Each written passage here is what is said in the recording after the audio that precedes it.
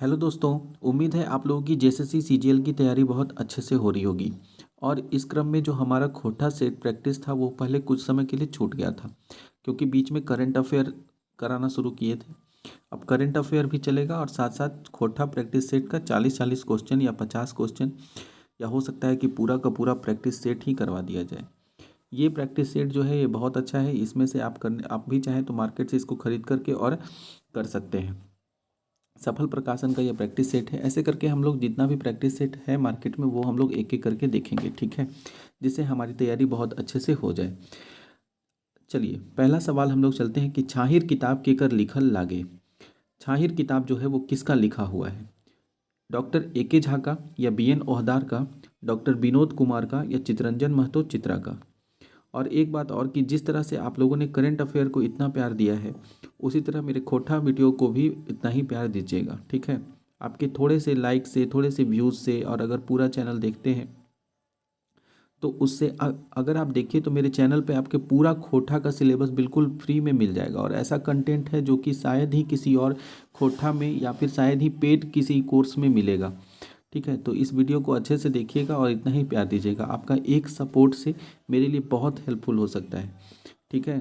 क्योंकि आप ये नहीं समझ सकते हैं कि सामने वाली किस परिस्थिति में है और किस तरह से है। बस आपका एक थोड़ा सा लाइक, कमेंट और एक व्यूज़ जो है वो सामने वालों को के जीवन में बहुत ज़्यादा क्या कर सकता है, हेल्पफुल कर सकता है, ठीक है, मददगार हो सकता है। तो इसीलिए आप ज़्यादा से ज़्यादा इस वीडियो को देखिए, ठीक है। बस देखिए, बाकी तो और कुछ अभी तक हम डिमांड नहीं किए हैं। बस आप लोग मेरे चैनल को अच्छे से सपोर्ट कीजिए। चलिए तो अब हम लोग चलते हैं। छाहिर किताब केकर लिखल लागे। छाहिर किताब जो है वो किसका लिखा हुआ है? ये है डॉक्टर ए के झा, बी एन ओहदार, या फिर डॉक्टर विनोद कुमार का। तो अगर बात करते हैं छाहिर पुस्तक की, तो छाहिर पुस्तक जो लिखा हुआ है वो किसका है? तो ये है चितरंजन महतो चित्रा का। किसका लिखा हुआ है? चितरंजन महतो चित्रा का। अब छाहिर के बारे में देख लेते हैं। हम लोगों को शिष्ट कहानी में दो किताब पढ़ना है, एक है छाहिर और दूसरा है सोंध माटी। जो छाहिर पुस्तक है वो कहानी संग्रह है। क्या है? कहानी संग्रह। चितरंजन महतो चित्रा के द्वारा लिखा गया है। चितरंजन महतो चित्रा जो है उनका जन्म 6 जनवरी 1946 को हुआ था। कब हुआ था? 6 जनवरी 1946 को, 1946 को हुआ था। और ये कहाँ हुआ था? तो ये लारी में हुआ था। कहाँ हुआ था? लारी। और लारी कहाँ पड़ता है? तो लारी है रामगढ़ में, ठीक है। तो रामगढ़ में लारी में 6 जनवरी 1946 को चितरंजन महतो चित्रा का जन्म हुआ था, ठीक है। इतना हम लोग एक क्वेश्चन से कितना क्वेश्चन बना लिए। आगे चलते हैं नेक्स्ट दूसरे क्वेश्चन पे। खोटा निबंध केकर लिखल लागे। खोटा निबंध जो हम लोगों को पढ़ना है, निबंध में हम लोग को दो चीज़ के बारे में निबंध पढ़ना है, एक सरहुल के बारे में और एक कर्मा के बारे में। और जानते हैं कि आज जो है वो कर्मा है, ठीक है। तो आज कर्मा का त्यौहार है। बहुत से व्रतियाँ जो होंगे, बहुत ही हमारी जो बहनें होंगी जो आज कर्मा का त्यौहार की होंगी, ठीक है। तो अपने भाइयों के अच्छे करियर के लिए आप प्रे कर रही होंगी, तो उसमें आप मेरा भी नाम ले लीजिएगा कि मेरा भी थोड़ा करियर अच्छा हो जाए, ठीक है। तो चलते हैं कि खोटा निबंध हम लोग को पढ़ना है सरहुल के बारे में और कर्मा, और ये दोनों हम लोग पढ़ लिए हैं। डॉक्टर ए के झा, बी एन ओहदर, अगर वीडियो नहीं देखे हैं तो इसका वीडियो भी है मेरे डिस्क्रिप्शन में, प्लेलिस्ट में ये वीडियो आपको मिल जाएगा। सरहुल का ऊपर जो है और कर्मा का जो कहा निबंध है वो दोनों के ऊपर पढ़िए, देखिए, बहुत अच्छे से समझाए हैं। डॉक्टर ए के झा, खोटा निबंध लिखने वाले कौन है? डॉक्टर ए के झा, या फिर बी एन ओहदर, विनोद कुमार, या भुवनेश्वर साहू। तो खोटा निबंध जो लिखा है वो है B N Ohdar. B N Ohdar के द्वारा खोटा निबंध लिखा है। और ये प्रकाशन कब हुआ था? तो खोटा निबंध का पहला 2 बार प्रकाशन हुआ है। पहला प्रकाशन जो हुआ है वो है 1990 में। कब हुआ था? 1990 में। और 90 में चूंकि झारखंड तो था नहीं, बिहार था, इसलिए याद रखेंगे 1990 में बिहार सरकार के द्वारा इसका प्रकाशन हुआ। और फिर दूसरा हुआ 2017 में। 2017 में। तो 2017 में जब प्रकाशन हुआ तो वो झारखंड सरकार के द्वारा हुआ। तो इस तरह से खोटा निबंध जो बी एन ओहदार के द्वारा लिखा गया है वो 2 बार प्रकाशन हुआ है। 1990 में पहला प्रकाशन और 2017 में दूसरा प्रकाशन हुआ है। आगे चलते हैं। सोंध माटी किताब केकर लिखल लागे। सोंध माटी जो किताब है वो किसका लिखा हुआ है? तो सोंध माटी जो पुस्तक लिखा हुआ है, हम लोग जानते हैं कि सोंध माटी डॉक्टर विनोद कुमार का लिखा हुआ है। किसका लिखा हुआ है? विनोद कुमार का। अब विनोद कुमार के द्वारा लिखा गया है। तो विनोद कुमार का जन्म कब हुआ था? 18 नवंबर 1961। 18 नवंबर 1961 को कुमार का जन्म हुआ था। और कहाँ हुआ था? तो इनका जन्म हुआ था दारूडीह में। कहाँ हुआ था? दारूडीह। दारूडीह में इनका जन्म हुआ। और दारूडीह कहाँ पड़ता है? तो ये है हजारीबाग में, ठीक है। और इनको क्वेश्चन पूछा जा सकता है कि इनको खोटा रत्न कब मिला था? तो 1993 में डॉक्टर विनोद कुमार को खोटा रत्न पुरस्कार से सम्मानित किया गया था, ठीक है। नेक्स्ट क्वेश्चन चलते हैं। उबार कहानी कौन किताब से लेल गेल है? उबार कहानी जो है वो किस किताब से लिया गया है? तो हम लोग जानते हैं कि उबार कहानी जो है वो सोंध माटी का किताब का कहानी है। सोंध माटी में हम लोगों को 4 कहानियाँ पढ़ना है, जिनमें से एक उबार भी है। तो उबार कहानी जो है वो किसका लिखा हुआ है? तो वो लिखा हुआ है सोंध माटी जो पुस्तक है, तो डॉक्टर विनोद कुमार का भी पढ़े हम लोग। तो उबार कहानी भी किसका लिखा हुआ है पूछा जाएगा तो विनोद कुमार का हो जाएगा, ठीक है। अब ये जो उबार कहानी है, अगर आप लोग को याद होगा, झबरू और उसका बेटा बिहारी का लिखा हुआ है ना। बिहारी उसमें मुख्य पात्र होते हैं, झबरू और उसका बेटा बिहारी इस कहानी के मुख्य पात्र हैं, ठीक है। अब अगर पूछ दिया जाए कि सोंध माटी का प्रकाशन कब हुआ था, तो 1990 में इसका भी प्रकाशन हुआ था। इसमें कुल कितनी कहानियां हैं? तो ये 10 कहानियां हैं और 31 कविताएं पढ़ना है। लेकिन हम लोग को कविता नहीं पढ़ना है, और 10 कहानी में भी हम लोग को 4 कहानियां पढ़ना है, ठीक है। तो कविता भी है और कहानी भी है, यानी सोंध माटी पुस्तक कैसा हो गया? तो सोंध माटी हो गया कविता कहानी संग्रह, ठीक है। और छाहिर पुस्तक कैसा था? केवल कहानी संग्रह। नेक्स्ट क्वेश्चन में चलते हैं कि भाई बहन के शुभ प्यार के प्रति करम परब पाठ कौन किताब से लेल गेल है? अभी हम लोग पढ़े कि भाई बहन के शुभ प्यार के प्रति करम, तो करम जो है वो खोटा निबंध से है, BN ओहदर का लिखा हुआ है, ठीक है। तो ये खोटा निबंध से लेल गेल है। आगे चलते हैं। ढेसा ढेसी छोड़ पाठ केकर लिखल लागे? ढेसा ढेसी, देखिए ढेसा को याद रखिए आप ढेका से, ढेका माने जानते हैं ना पत्थर।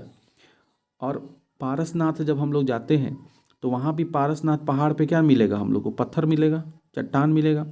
तो वहाँ से आप ट्रिक बैठा सकते हैं कि ये जो ढेका ढेकी, ढेसा ढेसी को ढेका ढेकी पढ़िए, या ढेसा ढेसी को ठेला ठेली भी पढ़ सकते हैं। तो पारसनाथ में जब मेला लगता है तो बहुत भीड़ रहता है, ठेलम ठेला होता है, तो वहाँ पे ढेसा ढेसी होता है खूब। तो पारसनाथ महतो का ये लिखा हुआ है। तो चीज़ों को इस तरह से लिंक करके और अपने मन से अगर कुछ ट्रिक बना के करिएगा ना तो याद रहेगा। नहीं तो 10-10 कविता है, उनके राइटर हैं, उनके जीवनी है, उसका जन्म तिथि है, जन्म स्थान है, तो इतना सब दिमाग में रख पाना थोड़ा मुश्किल है।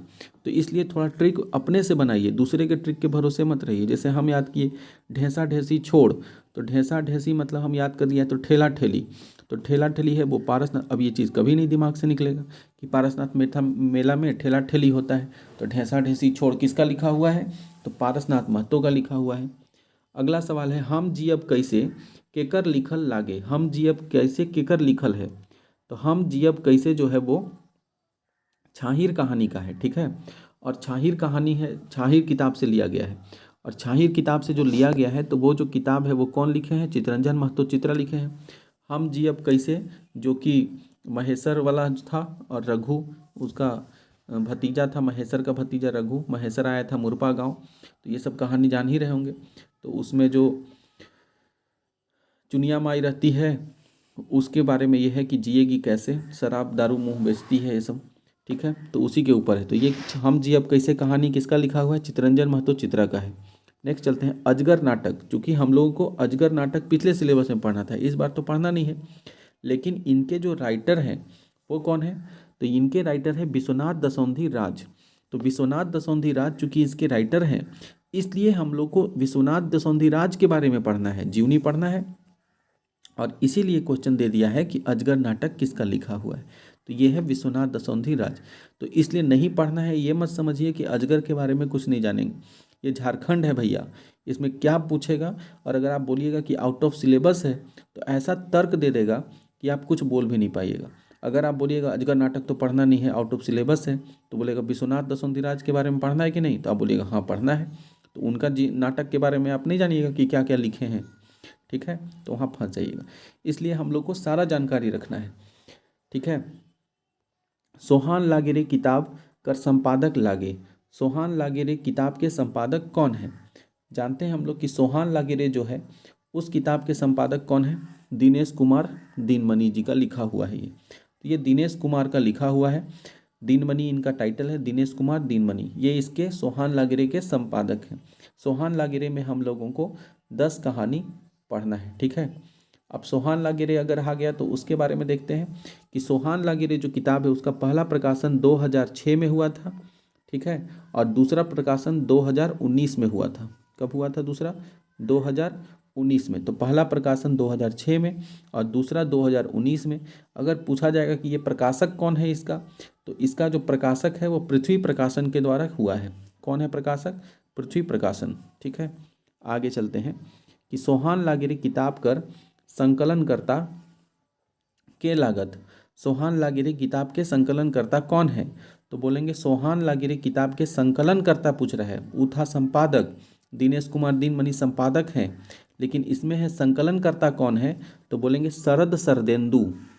शरद सरदेंदु जो है वो संकलन करता है। संकलन करता कहने का मतलब है हर चीज़ जो लिखा दिया गया है अब उसको अरेंज करने वाला एक आदमी रहता है, जो किताब को अच्छे से अरेंज करता है, उसके बाद फिर बताता है इसके बाद ये होना चाहिए। तो वो कौन है सोहान लागेरे के? तो शरद सरदेंदु का है ये, संकलन करता शरद सरदेंदु है। नेक्स्ट चलते हैं, सोहान लागेरे प्रथम संस्करण कर प्रकाशक लागे। सोहान लागेरे के प्रथम संस्करण का प्रकाशक कौन है? तो इसमें ऑप्शन गलत दिया है। ये जो धारा है इसके जगह पे पृथ्वी प्रकाशन होना चाहिए था, तो इसके प्रकाशक कौन है? तो वो है पृथ्वी प्रकाशन।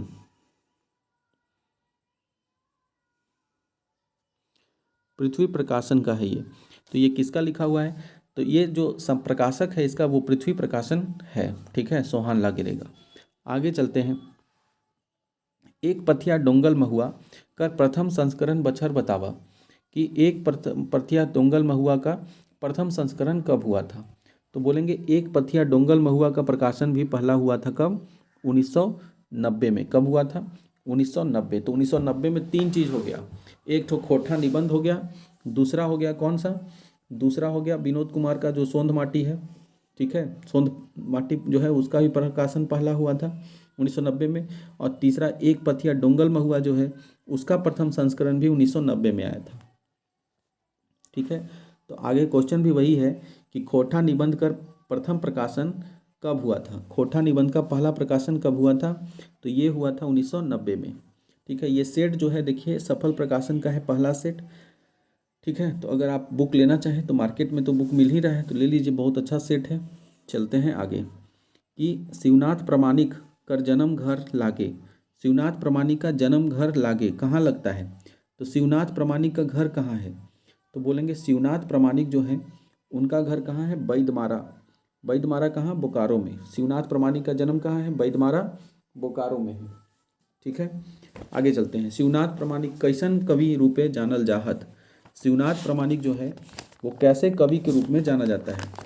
तो शिवनाथ प्रामाणिक जो है वो जनवादी कवि के रूप में जाना जाता है। कैसे कवि के रूप में? तो जनवादी कवि के रूप में इनको जाना जाता है। तो ऑप्शन नंबर इसका हो जाएगा बी। कौन सा ऑप्शन हो जाएगा? ऑप्शन नंबर बी, ठीक है।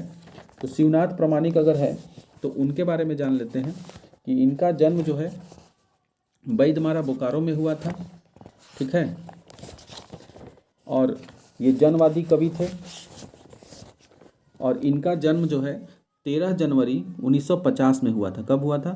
13 जनवरी 1950, ठीक है। तो यहाँ जनवादी कवि से याद रख सकते हैं कि जनवरी में इनका जन्म हुआ था, 13 जनवरी 1950, बैदमारा बोकारो में। इनके पिताजी का नाम क्या था? मुरलीधर प्रामाणिक था, और इनकी माता का नाम तिनकी देवी था, ठीक है। अगर ये क्वेश्चन पूछा जा सकता है कि शिवनाथ प्रामाणिक कहाँ काम किए थे, तो ये बोकारो इस्पात कारखाना में भी काम किए थे, ठीक है। और इनको काव्य भूषण पुरस्कार भी दिया गया था। काव्य भूषण पुरस्कार इनको जमशेदपुर से मिला था, ठीक है। तो इतना हम लोग इनके बारे में जान गए। दामोदर कोराएँ के बारे में आप लोग जानते ही होंगे, वो शिवनाथ प्रामाणिक के द्वारा ही लिखा गया है। दामोदर कोराएँ पिछले बार पढ़ना था।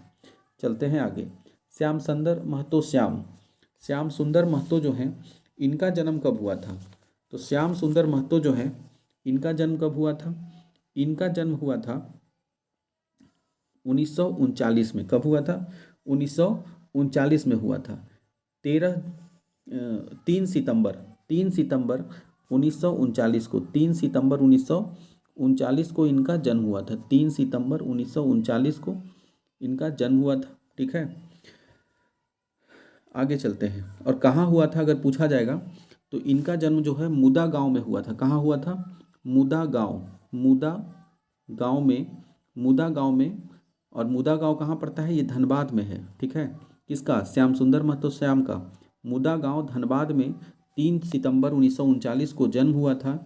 और ये किस प्रकार के कवि थे? तो श्याम सुंदर महतो श्याम जो है वो किस प्रकार के कवि थे? तो ये जो थे वो, ठीक है, तो सॉरी यहाँ पे थोड़ा गलती बता दिए।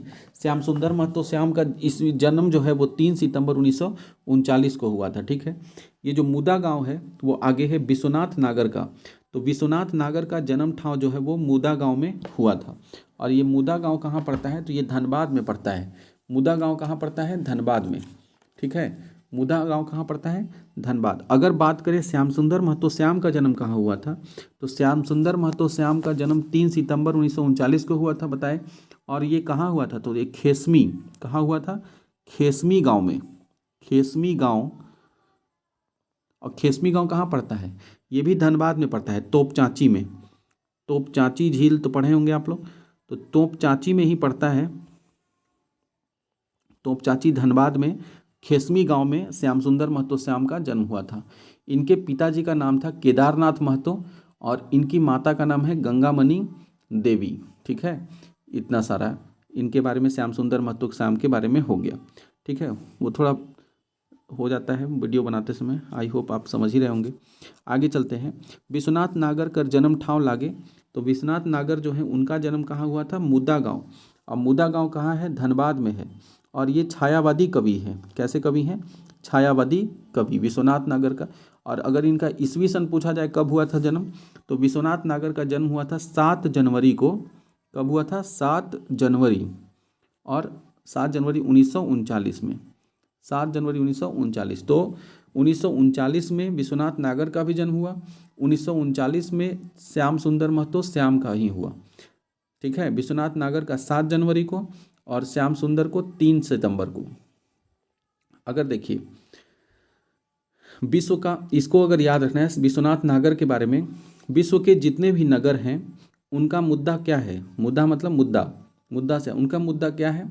उनका मुद्दा है जादू और फूल। ठीक है, ऐसे याद रखिए। विश्व के जितने नगर हैं उनका मुद्दा है जादू और फूल। अब इससे सब याद हो जाएगा आपको। तो विश्व के नागर, विश्व के जितने भी नगर मतलब विश्व नागर, और मुद्दा, मुद्दा मतलब मुदा गांव, इनका जन्म हुआ था। और क्या है? जादू, यानी इनके पिताजी का नाम जादू रवानी, और फूल यानी फूलमणि इनकी माता का नाम था। ठीक है, तो ऐसे याद रखिए कि विश्व के जितने भी नागर हैं उनका मुद्दा है जादू और फूल। तो जादू से जादू रवानी और फूल से फूलमणि। इस तरह आप अपने से बना सकते हैं, ऐसा हम कहीं पढ़े नहीं हैं, अपने से भी बना दिए हैं। बोर छाहिर केकरा कहल गेल है। छाहिर कहानी जब पढ़िएगा तो उसमें बोर छाहिर और छोट गाछ तरे के रहे हैं ऐसा बात कहा गया है। तो बोर छाहिर जो है वो किसको कहा गया है? सूरज नारायण चौधरी जो जमींदार होते हैं उनको कहा गया है बोर छाहिर। बोर छाहिर कौन रहो हल? बोर छाहिरे में कौन रहा हल? मतलब बोर छाहिर मतलब सूरज नारायण चौधरी के साथ कौन रहता था? तो वो रहता था रोहन, उनके यहाँ काम करता था। ठीक है, तो रोहन रहता था। महेश्वर कौन कहानी के पात्र लागे? महेश्वर के बारे में अभी हम बताए थे ऊपर कि महेश्वर जो है वो हम जियब कैसे कहानी का पात्र रहता है, जो कि मुरपा गांव में आता है। मुरपा गांव में उसका गोतिया भाई रहता है, गोतिया भतीजा रहता है जो कि है रघु। ठीक है, महेश्वर कहाँ गेल रहे? तो महेश्वर अभी बताए कि वो कहाँ गया था? मुरपा गांव में गया था। बोने आई कौन लगवहे? बोने आई, बोने क्लोर कहानी पढ़े होंगे, निबंध जो है वो एक तरह से बोन का मानवीकरण किया गया है। ठीक है, तो बोन में कहा गया है कि आग कौन लगाता है? गोरखिया, गोरखिया मतलब जो गाय चराने वाला होता है। महुआ बिछवैया जो महुआ चुनने वाले होते हैं। बांसे घर्षण मतलब 2 गो बांस आपस में रगड़ करके, तो बोलेंगे ई सब है। इस सब तरीका से वन में आग लग जाता है। आगे चलेंगे। बोनेक लोर पाठ केकर मानवीकरण कर गेल है। तो 23 का तो जान ही रहे हैं, बोनेक लोर में नाम से ही है बोन, यानी बोन कर, वन का मतलब जंगल का मानवीकरण करके बताया गया है कि उसका दुख सुख क्या है। नेक्स्ट चलते हैं, झबरू कौन कहानी पात्र लागे। झबरू जो है वो किस कहानी का पात्र है। तो झबरू हम लोग जानते हैं वो किस कहानी में है, आया है उबार में। झबरू और उसका बेटा बिहारी रहता है, बिहारी लास्ट में दरोगा बन जाता है। झबरू को सब गांव वाला बहुत परेशान भी करता है। तो झबरू जो है वो किस कहानी का है, वो है उबार कहानी का। झबरू कैसन लोक रहे, झबरू जो है कैसा व्यक्ति था। तो झबरू एक टुटपुंजिया किसान के रूप में इसमें बताया गया है कहानी में कि झबरू टुटपुंजिया किसान रहता है। ठीक है। झबरू गोरू कोने खोल के गणेश बाबू खेते ढुकाई दिल रहे। झबरू का जो गोरू है उसको खोल के गणेश बाबू खेत में कौन ढुका दिया था। तो वो ढुकाया था कौन, तो महेश आर बीरू। कौन ढुकाया था, महेश आर बीरू ढुकाया था। दामोदर कौन कहानी का पात्र लागे। दामोदर किस कहानी का पात्र है। दामोदर है किस कहानी का पात्र, तो हूब कहानी जो है उसमें दामोदर रहता है। दामोदर और गुनेसर बाबू ये वाला कहानी जान ही रहे हैं। तो हूब कहानी का पात्र रहता है। ठीक है। दामोदर पढ़ लिख के की बन रहे।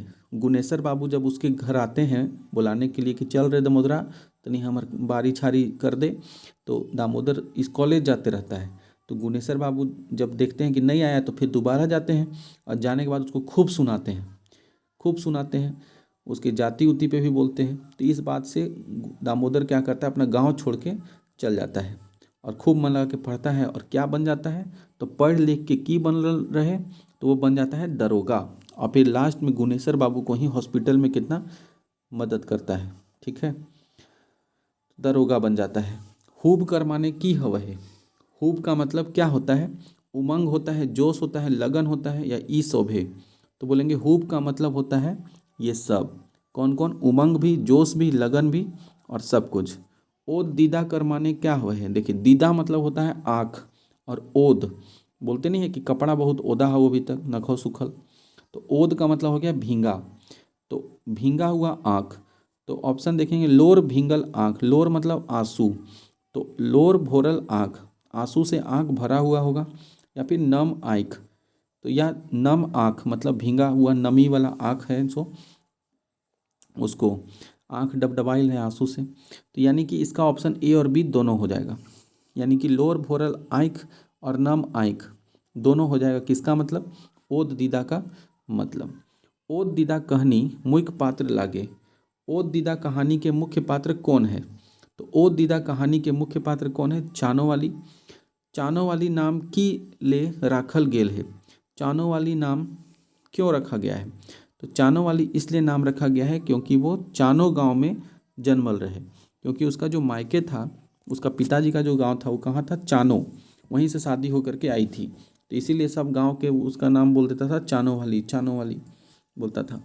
अक्सर गांव देहात में जहाँ का जन्म रहता है उसी से कितने का नाम पड़ जाता है। रांची के कोई है तो रांची के है, रांची वाली से बतियाए थे आजकल, बोलता है कि नहीं। तो यही बात है। आगे चलते हैं। ओकर घर आइज बारात अतै, यहाँ ओकर शब्द की लागे। तो यहाँ पे हम लोग देखेंगे कि ओकर घर, देखिए घर हो गया संज्ञा, और संज्ञा के आगे लगा हुआ ये विशेषता बता रहा है कि किसके घर, तो ओकर घर। तो यहाँ पे ये हो गया विशेषण, क्या हो गया, विशेषण, ओकर घर। तो ये हो गया कैसा विशेषण, अगर पूछ दिया जाए तो ये हो गया संबंधवाचक, या इसको सर्वनामिक विशेषण भी कह सकते हैं। ठीक है, तो ये हो गया विशेषण, सर्वनामिक विशेषण या संबंधवाचक, मतलब कि घर से संबंध बता रहा है कि किसका घर है, तो उसका घर है। तो ओकर घर बारात आए, तो यहाँ पे ओकर क्या है, एक विशेषण है। नेक्स्ट चलते हैं कि राम से चिट्ठी लिखल जाहे, ये कौन वाच्य कर उदाहरण है। देखिए राम से चिट्ठी लिखल जाहे, देखिए वाच्य में क्या होता है कि जैसे ये सीधा सीधा रहता अगर लिखा हुआ, जैसे आप लोग इंग्लिश में वॉइस पढ़े होंगे एक्टिव से पॉइसिव, यही यहाँ पे वाच्य है। ठीक है, तो वाच्य क्या होता है, जैसे अगर ये सीधा लिखा रहता, राम चिट्ठी लिखा है, तो ये हो जाता कर्तृवाच्य, जो सीधा लिखा रहे उसको कर्तृवाच्य। लेकिन जहाँ कर्म की प्रधानता हो कि राम से चिट्ठी लिखल जाए, ठीक है, तो वो हो जाएगा कर्मवाच्य। तो यहाँ पे हो जाएगा कर्मवाच्य। जैसे कि अगर हम बोले हिंदी में अगर बोलते हैं कि राम चिट्ठी लिखता है, तो ये हो गया कर्ता कारक, कर्तावाच्य और लेकिन कर्तृवाच्य। लेकिन राम से जो बोलते हैं राम चिट्ठी लिखता है तो क्या कर्तरी। लेकिन अगर इसको हम बोले कि राम के द्वारा चिट्ठी लिखा जाता है तो वो हो जाएगा कर्म, क्योंकि कर्म की प्रधानता हो गई यहाँ, तो कर्मवाच्य बोलेंगे। ठीक है। खाला कर उन्नार्थक शब्द है। खाला का उन्नार्थक शब्द क्या होगा, तो इसमें है कि खाला का उन्नार्थक शब्द दोना दिया है। अगर मान लीजिए कि हम सेट लगा रहे हैं, इसमें बता रहे हैं कोई सेट का क्वेश्चन ऐसा है जो कि आपको लगता है कि नहीं ये नहीं होगा या कोई डाउट हो, तो उसको आप कमेंट करके बताइएगा। ठीक है, क्या इसका आंसर सही है या इसका आंसर क्या होना चाहिए, दोनों बताइएगा। ठीक है, आगे चलते हैं। कौन उल्टा अर्थेक संग मेल गलत है। उल्टा अर्थ का मेल है यहाँ पे, मतलब एक दूसरे का उल्टा है, तो वो मेल गलत है। इसमें कौन सा, सादा और चरक, चिकन खदरस, हेठ ऊंच, दिन राइत। तो बोलेंगे सादा का मतलब भी तो सफ़ेद होता है और चरक का मतलब भी सफ़ेद होता है, तो दोनों का मतलब तो सफ़ेदे हुआ, तो इसमें उल्टा कहाँ है। ठीक है, ये तो समान अर्थ हो गया। करम पर्वे कौन फूलेक महात्म है। करम पर्व में किस फूल की महत्ता है, तो बोलेंगे करम पर्व जो है वो कांसी फूल की महत्ता है। कांसी फूल खिल जाता है जो कि जिसके चलते बहन जो है कांसी फूल खिलता है तब समझ जाती है कि अब उसका भाई आने वाला है। ठीक है, लेने के लिए अपना मायके ले जाएगा, उसका एक एक दिन इंतजार करती है गिन गिन के, तो यही बात है। तो कांसी फूल की महत्ता है। सरहुल पर्वे कौन फूल एक महत्ता है। सरहुल में कौन सा फूल की महत्ता है, तो सरहुल में हम लोग जानते हैं सखुआ का फूल या साल का जो फूल होता है जिसको सरई फूल भी कहते हैं, उस फूल की महत्ता है। सरहुल में फूल भी चलता है और सरहुल में फर भी चलता है। ठीक है, अब कब फूल चढ़ता है कब फर चढ़ता है ये अच्छे से समझाए हैं। तो सरहुल का अगर आप लोग वीडियो नहीं देखें, फूल कर परब महत्तम सरहुल, फूल के त्यौहार सरहुल जो निबंध पढ़ना है वो आप देखिए उसको, उसमें अच्छे से बताए हैं कि कब सरई का फूल का पूजा होता है, चढ़ाया जाता है सरहुल में, और कब चढ़ाया जाता है फर का। सरहुल पर्व कौन महीना मनावल जाए। सरहुल का जो पर्व है वो किस महीना में मनाया जाता है, तो बोलेंगे सरहुल पर्व जो है वो किस महीना में होता है, तो ये होता है चैत बैसाख में। कब मनाया जाता है सरहुल, चैत बैसाख में। करम पर्व कौन महीना मनवल जाए। करम त्यौहार तो आज ही है, अब आज का कौन सा महीना ये चल रहा है, हिंदी के हिसाब से चले तो ये है, ठीक है, कौन सा महीना है ये, तो ये है भादो का महीना चल रहा है, और आज क्या है, पूर्णिमा है, तो भादो इंजोरिया एकादशी, आज एकादशी है। ठीक है, तो भादो इंजोरिया एकादशी के दिन होता है।